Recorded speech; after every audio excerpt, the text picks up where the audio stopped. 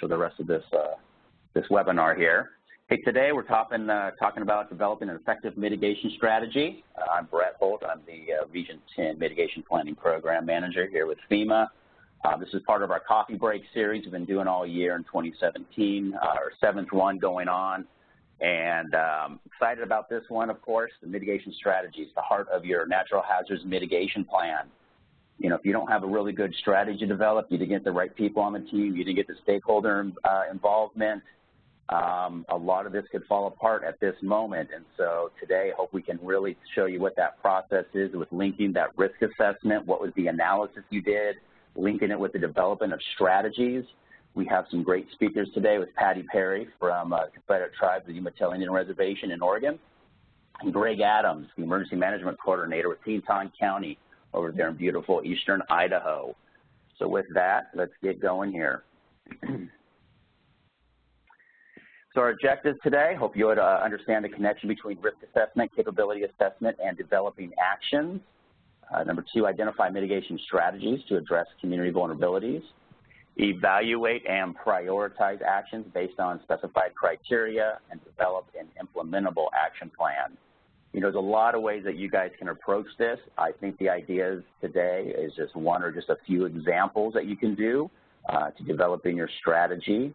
But hope you'll be able to have, you know, provide you some tips and tricks to doing this. And, you know, I know many of you out there have already developed a mitigation plan. There are definitely a lot I realize there's definitely a lot that have not. But even if you're going to be updating your plan, you've got always probably a little room for improvement, and hope you'll be able to take away a bit from this. So as always, I'd like to start off with what's mitigation, since that's really the focus of our coffee break series in each of these topics. Mitigation is the reduction or elimination of long-term risk to human life and property from hazard. And it does split, you know, you can see how it kind of fits in this idea of the emergency management cycle. We really like to focus mitigation pre-disaster, but we can't get to it for a variety of reasons because of time, resources, and politics, and a variety of other things. And so, of course, when disasters happen and we're in recovery mode, we're always trying to get mitigation as we're involving mitigation work as we're doing our recovery. You know, we've highlighted this slide on each of our series to kind of show you where we're going with this. But it's, you know, mitigation touches a lot of different things. And today we're looking at action and that strategy. And I don't know if that was Greg, but you might want to mute your phone, or somebody has their phone not muted. Let me just go ahead and make sure it's muted there. You know, our actions, of course, they depend a lot on this planning process that we're going through here. It was, as I mentioned, it was involving your team. You know, we talked about developing the planning team back in February. We talked about risk assessments in May and going through that process.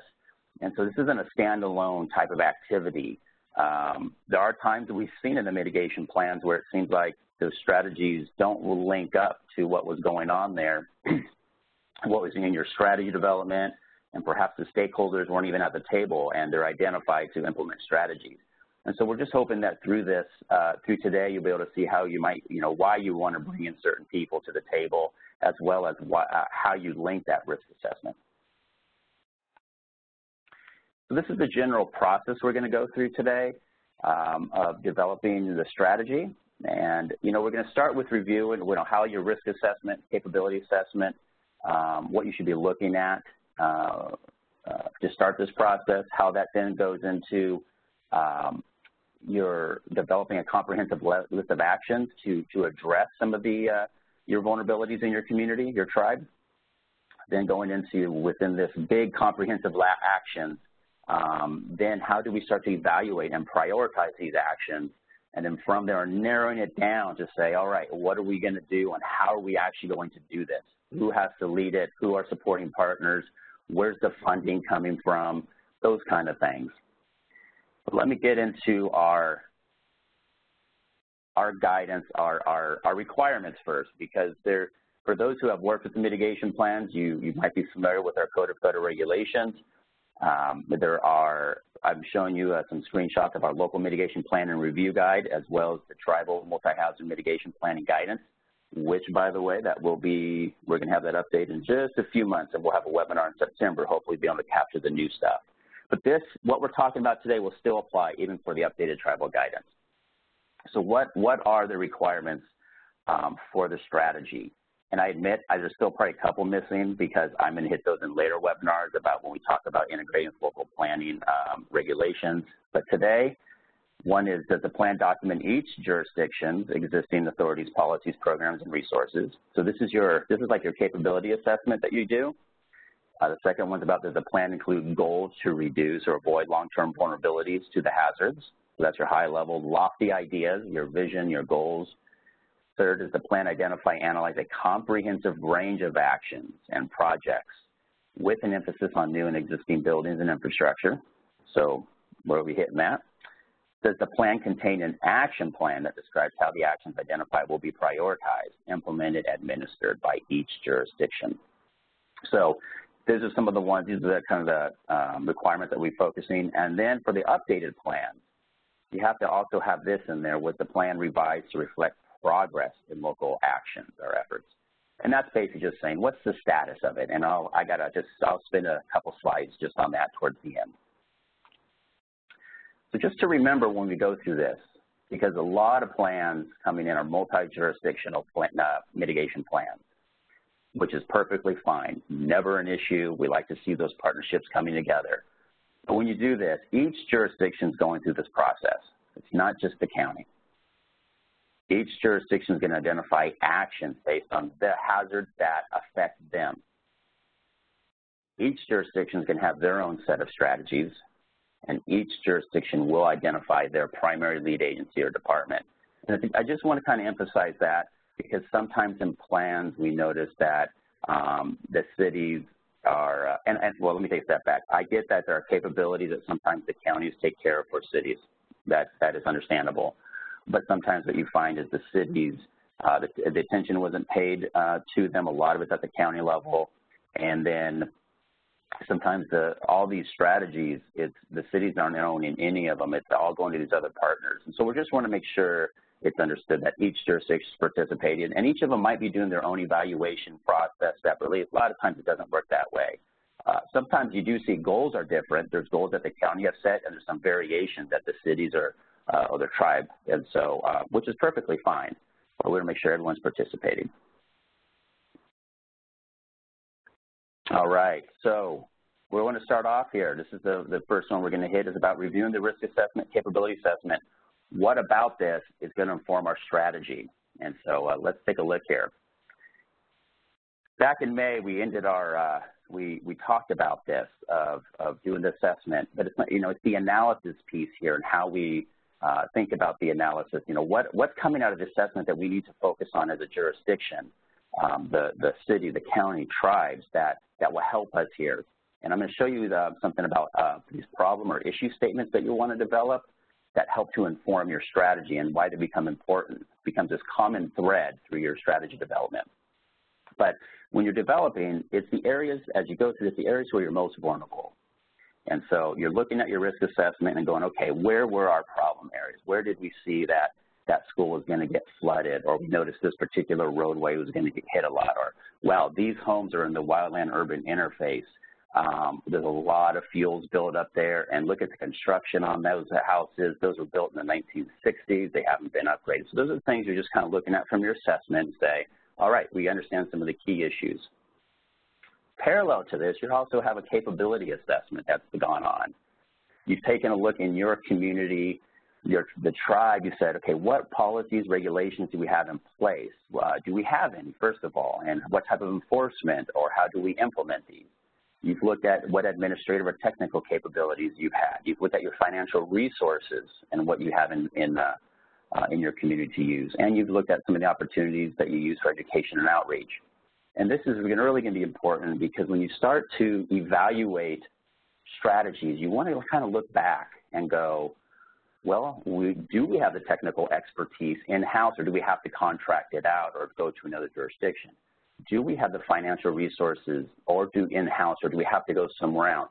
And these aren't so much limiting factors or for you to say no later, but these will help you prioritize, and they do show how, help you identify how it gets implemented. So you do want to have your capability assessment. I'm going to put that off to the side a bit until we get down just a little bit later on evaluation. So based on your risk assessment, you have some problem or issue statements.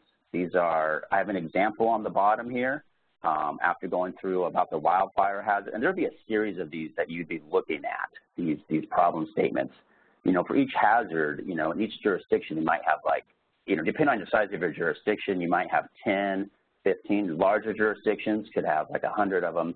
It just depends on how much is going on in your community. But they pertain to the individual jurisdictions. They are specific to the, you know, your community assets or hazards based on the results of your assessment, you know, your analysis. Not too technical, clear and concise. Think of them as something, if you had to communicate to an elected official perhaps, this is something that they would understand. It's not in a lot of jargon speak. So what we have here, an example, is in the wildland urban interface areas, 2 critical facilities, the Eagle High School and County Public Works Maintenance Shop, with a total of $500 million in property value are at risk, and there's increasing development pressure. So that's just, you know, one example. Here's some others that we put together. Smith School, located on Bill, is in a low-lying area that is flooded frequently by the Elk River, causing disruptions for students. In North Creek Sewage Treatment Plant, located under your floodplain along Sky River, has been damaged 4 times in the past 4 years. Residents of the village describe ground failure. I'm going to kind of let you read these, but there's some key parts to think about. You have an asset identified. Remember, yeah, because you, in your assessment, you went through community assets, what was important to you as a tribe, as a city, as a county. You have a hazard. Of course, those hazards, you know, you're identifying what the hazards were. But really what you're seeing is where was that intersection, and those are where you start seeing those impacts that you've described here. And that helps to start to tell that story a little bit. And it helps to give you a place to focus in as a jurisdiction. What do I do about this? I understand the problems here. Now let's start doing something. And I'm showing you again, and I do see these in plans. It's not frequent that you might see this kind of specific analysis, but it might be portrayed in different ways. What we're recommending is you might start spelling out some of these if they help tell the story a little bit better for the communities. Okay, so we've got the foundation. We've looked at our risk assessment. We've got a capability assumption that we'll bring in a little bit later here. Now, based on that, what do?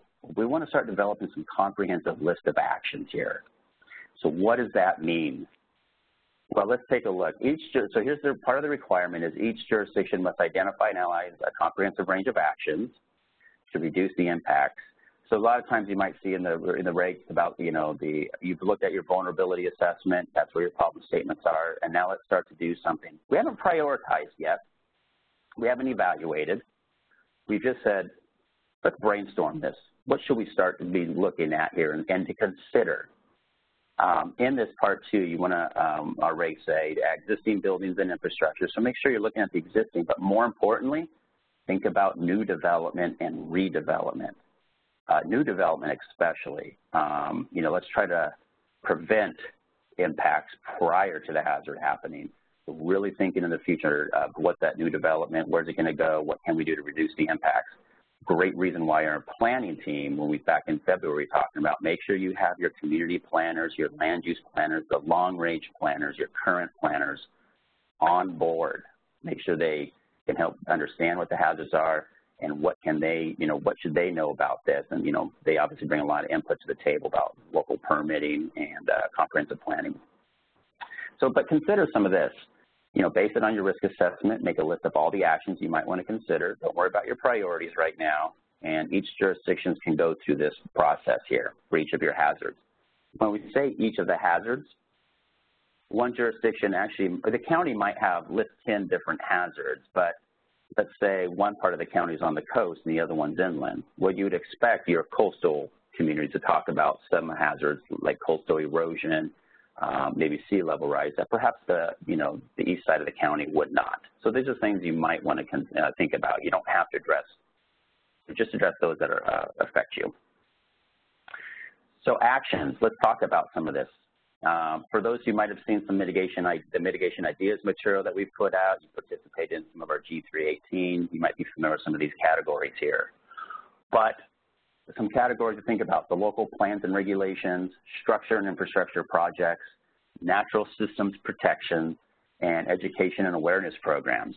So what are those? Well, I'm going to dive down just a bit about what that means here. For some mitigation actions in the local plans and regulations, you might want to think about updating a comprehensive plan or your comprehensive plan. If you don't have one, perhaps part of an action is to develop a comprehensive plan. It really helps drive what that growth looks like in your area in a safe manner. Maybe revising a current zoning ordinance or developing a new one. I always like to fall back on the Wildland Urban Interface Ordinance, the WUI ordinance out there, and think about communities who do have high-frequency fires. Maybe they're a fire-adapted community. This is a good way to reduce fire risk in your communities. And if you would say with the building codes, maybe it's just the enforcement of it. That's always a challenge. We have codes, but do we enforce them? So these are some examples that are out there. For structure and infrastructure projects, you might think about constructing fire-resistant roofs, or just think about fire-resistant materials in general, whether it's remodeling, updating that, or it's new development coming in. Think about improvement to drainage to reduce your flood risk, thinking about homes that are along rivers and whatnot. And then acquire demolished structures that are in hazard-prone areas. If it's possible to come in and actually do a project that you can remove the structures, that might be an opportunity. That might be a more challenging project. There's a lot of things to think about with neighborhood characteristics when you do this. But if this is your opportunity right now just to think about a comprehensive range, the brainstorming, everything, think about anything that could be on the table for you guys. Don't leave anything off, because you'll prioritize later and actually see what kind of floats to the top. Natural systems protections, maybe you're thinking about implementing erosion control measures. This is, I know, a pretty big one, especially, many places along the coast, but I know my state of Alaska that I work with quite a bit. This is just such a big one with a lot of less sea level, less ice being formed along the erosions in the wintertime, and a lot more erosion just occurring. Huge rates each year. 50, 75 feet a year, just losing it. So this is a big one. Create defensible space regulations or some sort of fuels reduction projects, and just the general preserving natural areas along, along the rivers here, thinking about floodplain restoration.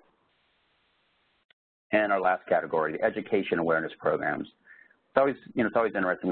We have conversations around this, because this alone as a program it's not mitigation. It doesn't get to it, but what the long-term risk reduction. But this is a foundational element in communicating risk to people. One, for awareness, but two, for change, paradigm shifts that need to happen. And having strong education awareness programs is so critical in in your communities. And it could be based on whatever it is that is going on. But think about some of this might be just educating folks on drought-tolerant landscaping, especially in areas that have this hazard. Just the publishing of websites and maps, and of course just having ongoing events that might happen. There's a tsunami fund run that happened over in Oregon. We talked about in our public engagement webinar last March. But getting out there, fire adapted communities are FireWise too. I know that has a lot around the education, storm ready programs, tsunami ready programs. Great opportunities to get out there and keep that going with all levels of your community population, the young, the elder, all races, everything. You might want to really reach out there, thinking about also social equity, the vulnerable populations, making sure we get out there and educate them about this, and not just about the hazards, but what you can do about it. So where should we go and grab some more ideas? So we're in this comprehensive range. We have a mitigation ideas manual that's out there. I admit there are probably a few what we just call preparedness type of actions that aren't what you might call true. Those who are hardcore mitigators, they aren't true. But there's a lot of great ideas in there, and they're all broken out by hazard and by these categories we're presenting. If you're a risk map community, do you have risk map reports that have been coming into, or do you have reports through the risk map program that you're now looking at? I know in Region 10 we put together these risk reports that come at the end of the project life cycle. We talked about during our resilience meetings. There's a lot of great ideas in there for mitigation. We say it's in our areas of mitigation interest section. Really good opportunities for you guys to pull these out and say, let's start moving forward. talk to subject matter experts from universities, from those in your, that live in your community, bring in other external stakeholders that could be your subject matter experts or neighboring communities. That's kind of a general one. The public, who's bringing in your public to actually say, what do you guys want? A lot of times public engagement might just be to push out information, but make sure you're pulling in information. So go to your public to see what would work. And this actually would be a really good later bringing your public when we talk about prioritizing action. But look at the public, look at neighboring or other similar communities with hazard mitigation plans, or your other local plans like your CWPP or a climate adaptation plan, really good one. And then of course, I don't know who reads the state hazard mitigation plan, but if you are definitely on the planning team and you're leading this effort, take a peek at the state hazard mitigation plans. They are giving you ideas of what the state's doing. Maybe there are some programs that are going on. They're looking at how agencies are working across leveraging resources from other programs. Gives you an idea of where their direction's going, but it could give you some ideas. So take a peek. If you need help at all about where these mitigate, one, you could probably Google, enter your state's name and then mitigation plan. You can always contact the state hazard mitigation officer, and we'll have a link to that later here. All right, so what's this look like? I'm building off this example actually in this presentation on the start off with a problem statement. Now we develop a comprehensive range of action. So we did our problem statement in the WUI 2 critical facilities with total 500 million are at risk and there's increasing development pressure. So what are some range of actions we'd consider for that problem statement? Perhaps adopt a code. Maybe you want to retrofit the school with fire-resistant materials. Think about identifying land for acquisition by the Parks Department for trails and open space, or perhaps implement a fire-wise program. Very simple. This is a very small little exercise, but that's something you might want to consider for this particular problem. We'll build on this in just a minute here. I want to show you an example from Portland. When they go into the comprehensive range, I pulled out just a little sliver of this. Maybe it's a 10-page document they had. You can see they have, this is like their mitigation ideas. You can see that this is for flood. They talked about all these ideas depending if it's about reducing, manipulating the hazard, reduce exposure, reduce vulnerability, increasing capabilities. But it was a really nice resource that they were able to go to with their planning team and say, well, we know what the impacts are. Now let's start seeing what might work here. So something like this would be great for your community. You can build off of that with each plan update. And we'll actually have this. I've got a version of this that's available. We'll send out those materials afterwards for you guys to look at. All right, poll 2, or poll 1, well, I guess it's the second poll here. I'm going to open it up here, and why am I blanking out what to do? Sorry, Becca, I am looking at our poll. I was going to open, it won't open for some reason. I was going to open up this poll. Hi, Brett. Why don't you try closing the previous poll? It might be still open. Oh, goodness. Thank you. All right. Anytime. It's not like I haven't done this before. All right, closing the poll, 10 seconds, and then we'll move on to the next one. Anyway, so you can see we got 4 action categories here that we were just talking about. I understand that, depending on, you guys want to do all of them here, but I thought it might be fun. What do you guys think in your particular community? What would work best for you? You guys understand some of your politics and the culture, the makeup of your tribe and your city. What has worked or hasn't. So just thinking, you get one option here. What seems to work best for you guys? And we just got about 30 seconds here that will close. Again, I just want to show that, if you guys have any questions, actually I could probably scroll down. I see them. I didn't scroll down there. There's some. Now, if you have any questions, you go ahead and use the Q&A. And, of course, we hopefully will get to those at the end here. So I'm just taking a peek here at our polls, just about wrapping up. Looks like structure, infrastructure seems to be the big one here. We have and local plans and regulations here are the other big ones that I see 21 of 77 of you and 19 of local plans. Education awareness, not quite as big, which is interesting, kind of to see that particular one. That not as big as a program or not as effective as you might see. So structure infrastructure is like really, we need to manipulate that built environment is what we're looking at here. So appreciate that. Thank you. All right, so now we've done, so let me go back. We started with our problem statement. We figured out what the issues are based looking at our results of the risk assessment. On the side, we got a capability assessment over here. We're going to pull that in here in just a minute. So based on our issues, we said, all right, what are some things we're doing? We're going to develop these comprehensive actions. We got this big brainstorming session, but now we got to put some structure to this, and that's where we're going to start evaluating and prioritizing these actions that we've identified. So consider all the actions and prioritize based on a process, which we're going to show. You know, one recommendation I have, a lot of people like to do a 1 through 10 or whatever, you know, numbering numerically. Definitely not an issue. Sometimes based on that, you might say maybe we have a high, medium, or low, so maybe it's the top 20% are the high ones, the bottom 20 are low, and maybe the middle 60 are medium. You know, you want to weigh the pros and cons for each one, which is this benefit, kind of cost-benefit analysis. And, of course, you want to review your capability assessment as you go through this.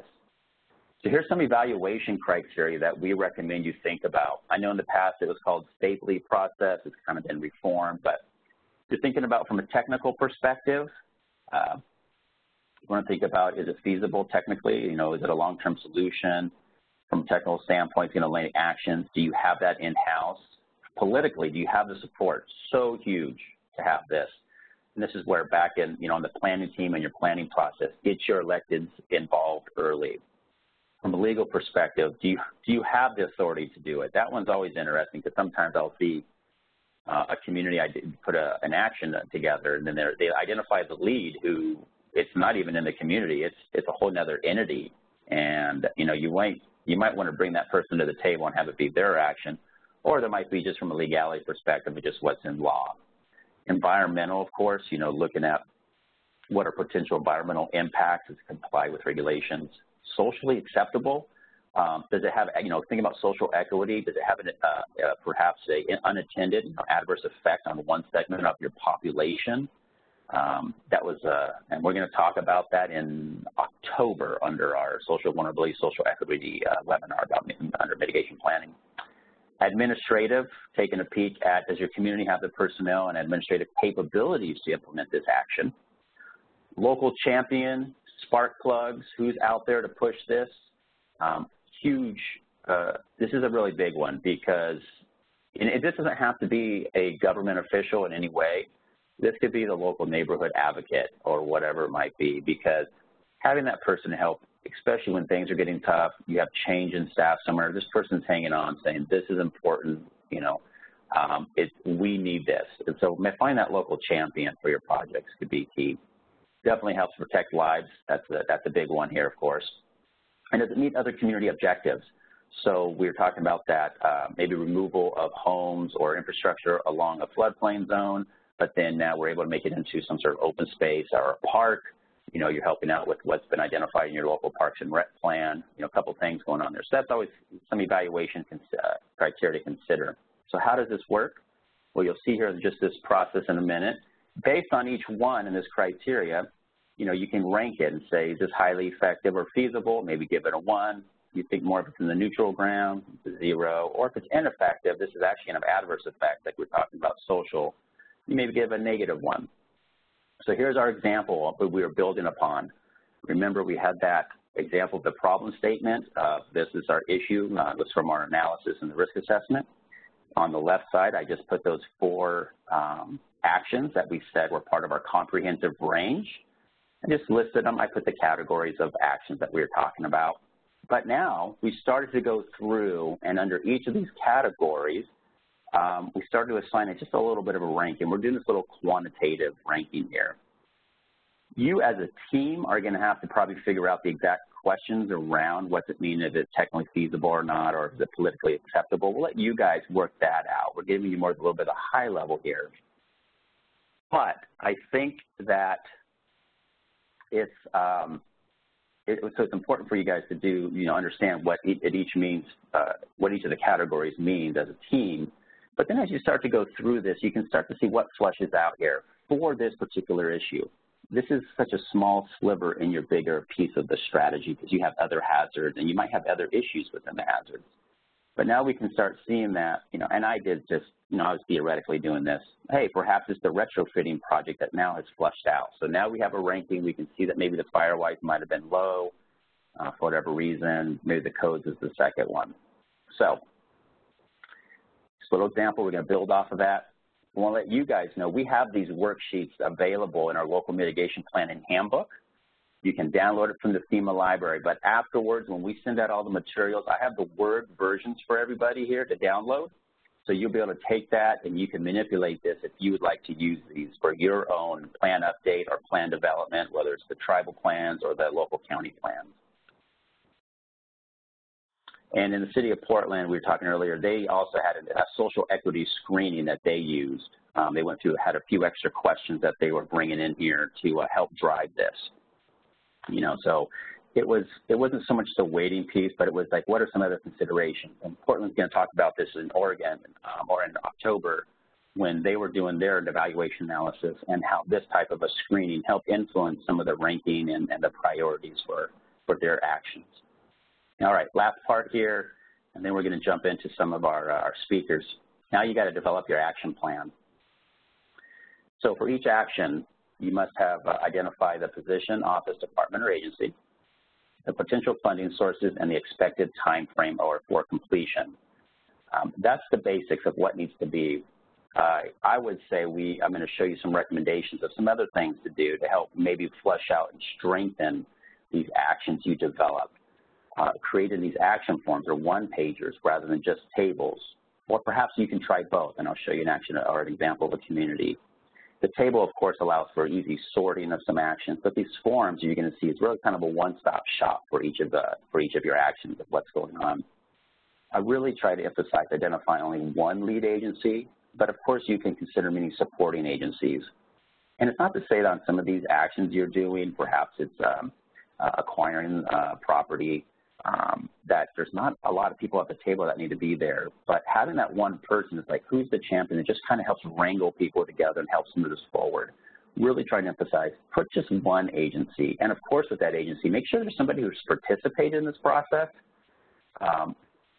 and they actually have the authority to do that particular action. Something we've seen with some plans where there's actions and they'll identify, in this case, a school district, where this isn't a school district's not part of the county, it's a separate local government authority, but they never participated in the process. And so you kind of want to bring them back in and say, hey, we've got this for you. And so it makes it more effective. And time frame.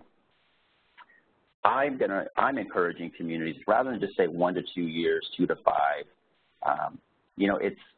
it's challenged to actually for you, and I'll throw it out to you guys. How do you follow up when maybe your plan, if you guys developed these in 2015, the plan got approved finally in early 2017, are you starting back on that 1 to 2 years from the time of approval of these plans? Did it start back in 2015, you wrote it down? How are you tracking this? But I recommend you maybe put like a year, 2020 or 2020 to 2021, something like that, where there's a little bit more of a time frame, because it will help with your maintenance process of your plan. Hey, we said that we were going to have this done this year. Let's try to see, are we there? If you're not, I get it. I understand moving targets. That happens all the time. But having that might help me easier for follow-up. And in a way, maybe it helps to hold yourself accountable too, personally. So recommending that. And along this funding sources, show me the money. And I think this is the only time I've ever had a slide in here with this is Jerry Maguire, I think was the film here. But consider a lot of different sources for your funding and think about this ahead of time. Sometimes people like to just put FEMA as a funding source. That's great, we appreciate, we have a lot of money, but that's we actually would send some plans back. We do send what it just says FEMA. Come down to not just FEMA, but maybe it's a pre-disaster mitigation grant, because a lot of grants in FEMA don't pay for your work. And the time frames, even if you just say has a mitigation grant program versus pre-disaster, those are two different ways, whether it's one's only available through a disaster, one's annually appropriated and available. Same thing, some people might just say State Department. In this case, Washington Department of Ecology for floodplain, or Department of Ecology, sorry, should check out the floodplains part. Well, why don't you rather say, actually, let me take a step back on that. It should say, instead of Washington Department of Ecology, put Washington Department of Ecology Floodplains by Design Grant, which is an actual program that they administer. The reason is, of course, you're taking some time to actually think about, well, where is the funding source? When's it available? What do they actually fund, or what are eligible projects? And sometimes it's not thought about as often as we would like in the plan. But it really helps to set you as a community or tribe up to know when these come available. Oh, these 3 out of 10 projects are eligible. Let's go for it. Instead of trying to go, which one's really available here? I know we said FEMA, but is this available or not? So where should we start looking for some of the funding sources and what's out there? First thing is pre-disaster mitigation grant. The PDM cycle is open August 14th to November 14th, and the FMA program too. Contact your state hazard mitigation officer for some of that information. Look and review other local or tribal mitigation plans for sources. They could be a great one to say, well, what's the other community doing? What did they identify? And see if you can get some help there. And all the state hazard mitigation plans have a section on funding sources. It varies in detail and stuff, but go ahead and check it out. All right, so that last part in building our action forms, remember we got to this point with we did our issue statement, problem statement. We listed them out, we prioritized, we see our top one. So what's that look at when we start to put some, I say put some meat to the bone here. So we've said, who's the jurisdiction? It's Rock City. What the mitigation action, retrofit, I'm just gonna focus on the public work maintenance shop here, not this school. Retrofit the public works with fire-resistant materials. What's the issue? Well, that's our background problem statement. We know what it is. Who's the responsible agency? County Public Works. Who are some partners? Building Department, maybe County Emergency Management. Potential funding. We've said general funds and FEMA pre-disaster mitigation grant. We put a cost estimate. We put a timeline, 2019. Priority was high, and who was it completed by. So you can see how that starts to flesh out here, a little bit more detail to where we start off. Really in the very beginning, what did we start off with? Just a little statement about the issue. So here's an example in the city of Albany of what they've done, Albany, Oregon. And then they got proposed action, the rationale, some ideas for implementation, who the lead organization is. And then this is where I want to show you. So they had an action form, but then they still do a table also to list some of the basic materials. So it's probably great for the sorting and really seeing a quick high-level viewpoint here. And then one more from Deschutes County. This is what they also did in Oregon of title, what's aligned with what goals, rationale for proposal, ideas for implementation. They even have a little status here on the right side. Who's the lead agency, growth management, potential funding sources. Now, in this case, their timeline, yeah, 1 to 2 years what they are putting. So just some ideas around that, thinking about your actions, and now you start developing that strategy. And as I mentioned before with our other doing the evaluation, we do have a worksheet available, and you guys are more than welcome to, we'll have that Word versions of this available if you guys would like to use that for your mitigation plan. All right, I'm going to skip the next poll because I want to get right into Patty Perry from the Confederate Tribes of the Umatilla Indian Reservation. She's got a few slides here to talk about what was their approach with their mitigation strategy. With that, it's all you, Patty. Hello, I hope everyone can hear me. Yes, we can. Thank you. I'm Patty Perry, Senior Planner for the Confederated Tribes of the Umatilla Indian Reservation, otherwise known as CTUIR. And the CTUIR are the Umatilla, Walla Walla, and Cayuse tribes united under one constitution. So that's where the Confederation comes from. The reservation itself is about 193,000 acres. And it has a defined reservation and also multiple land holdings by the CTUIR off that reservation. And there are approximately 3,076 enrolled members in this confederation. And we do have land use jurisdiction on the reservation, and we have been in the NFIP, the National Flood Insurance Program, since 2011. The CTUIR adopted its first hazard mitigation plan in 2008, and then it was later approved by FEMA in 2009. So the first plan was developed through a grant, a FEMA grant, and by consultants. And then when it expired about 5 years later, the CTUIR decided to do the update in-house to incorporate more of specific tribal information. For example, most hazard plans have a basic thing that, things that they're looking for, impact to, and the tribes really wanted to include more focus on the cultural aspect of it, with the first foods that the tribes have as a priority on the reservation, berries, roots, and also wildlife, the deer and the fish as well. So these natural hazards can have an impact to those cultural resources that may not otherwise be considered in other cities and states and counties. So we developed this plan, and we also found there's been significant changes since that first plan happened. So in the update, we developed our steering committee, our hazard mitigation steering committee, with quite a few members in it because of the wide range of jurisdictions with the reservation and areas, city, county representatives.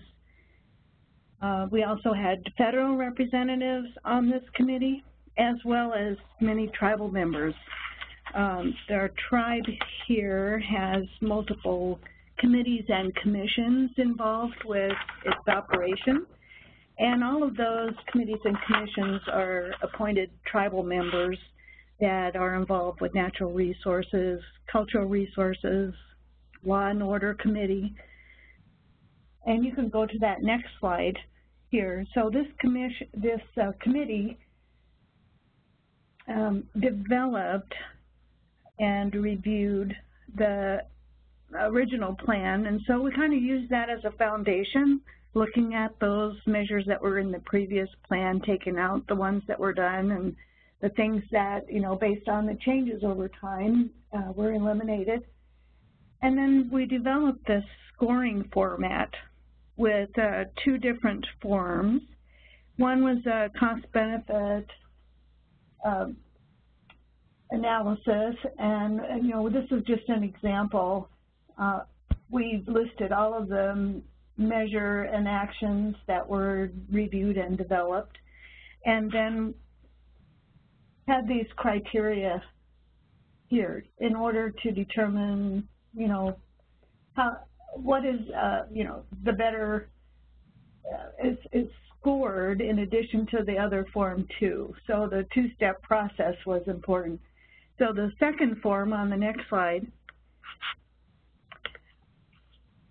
then each one of the measures were scored against these other criteria here that were established. And so it really took the scores from both of those forms, were tallied. So each one of the steering committee members filled out these forms. And it did take quite a lot of effort and time, and we really appreciate all that they did in helping us prioritize these measures.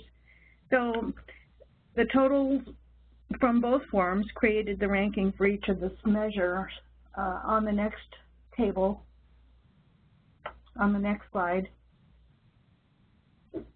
Now every jurisdiction kind of does this a little bit differently based on their individual circumstances, but in this case, what we did was try to condense all of those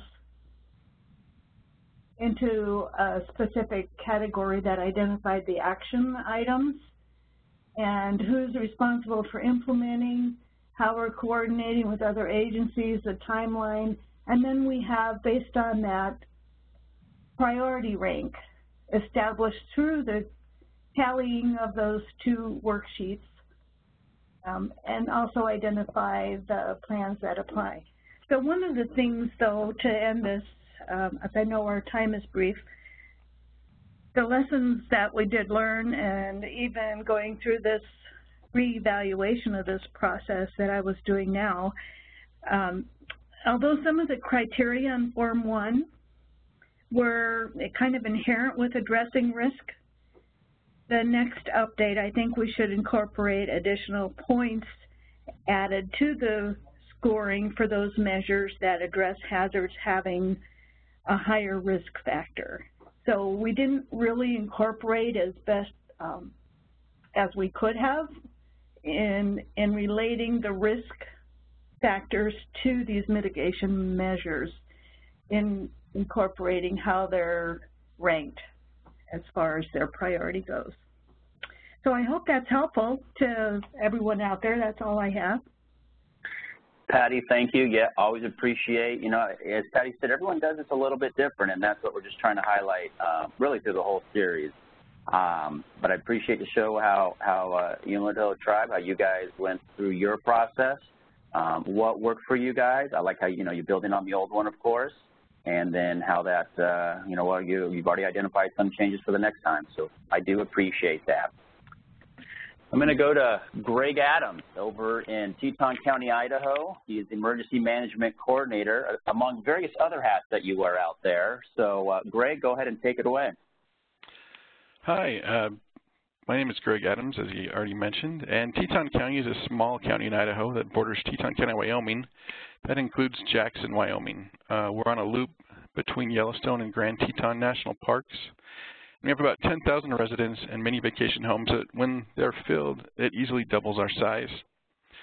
We decided to revise and merge our Community Wildfire Protection Plan and our All Hazard Mitigation Plan in this latest revision cycle. We had a main planning group consisting of jurisdictional agency heads, first response agency heads, elected officials, utilities, interested organizations, and citizens. We also had a subcommittee that worked to revise our Community Wildfire Protection Plan that we incorporated into our All Hazard Mitigation Plan. We had 4 large meetings with our main planning group. Our first meeting was to review the hazards that were included in our previous plan and to decide if there were any others that should be included. Our second meeting was to review our hazard rating based on our previous plan, our 2012 THIRA, and our community outreach project that we did with our All Hazard Mitigation Plan revision project. And we also identified potential projects in that second meeting. And our third meeting was to finalize and prioritize our project selections. And our fourth meeting was to review the final draft of the plan. Next slide. So we utilized our previous All Hazard Mitigation Plan, hazard rankings, and our threat and hazard identification risk assessment that we'd accomplished previously, and the results of our community risk perception outreach project that we'd done for this revision project to guide the main group in revising our risk rankings for the All Hazard Mitigation Plan revision. And we then utilized those risk rankings to help prioritize our projects. Next slide. So we ended up using a spreadsheet that demonstrated the hazard's risk and then asked the participants to prioritize the projects for each hazard, as well as prioritize their top 10 projects overall.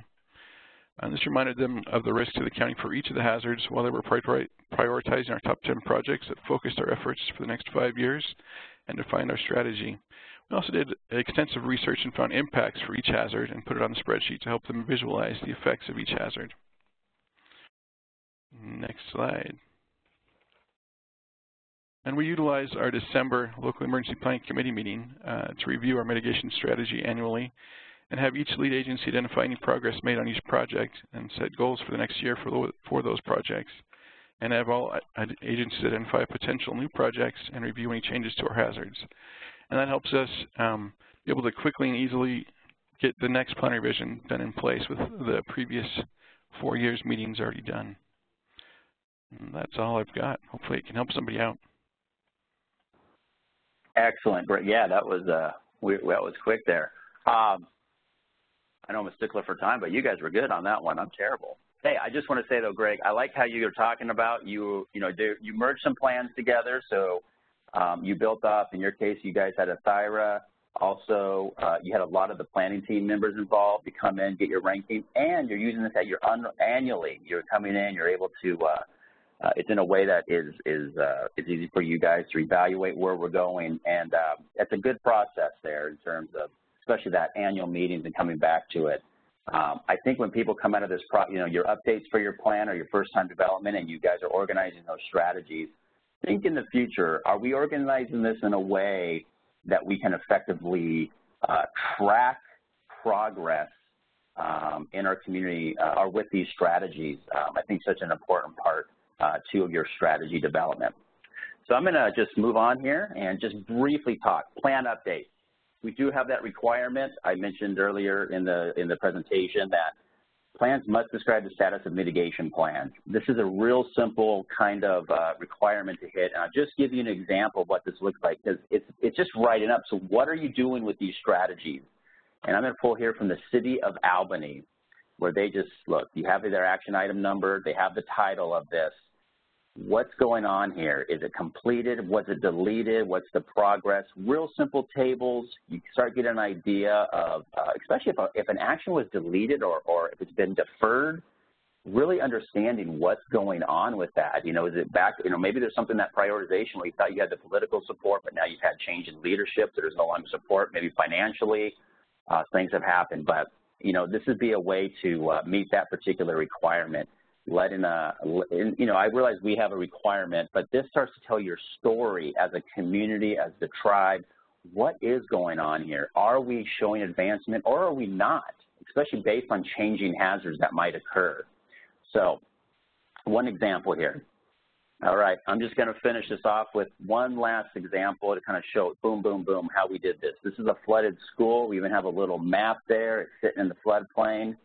Been flooding every 5 years, disruption of 60 days. So this is their problem statement. We got some impacts going on. So what are we going to do with this? We have a comprehensive range of actions that were developed. Again, maybe they might elevate, they might retrofit or relocate are possible actions for this particular Smith High School.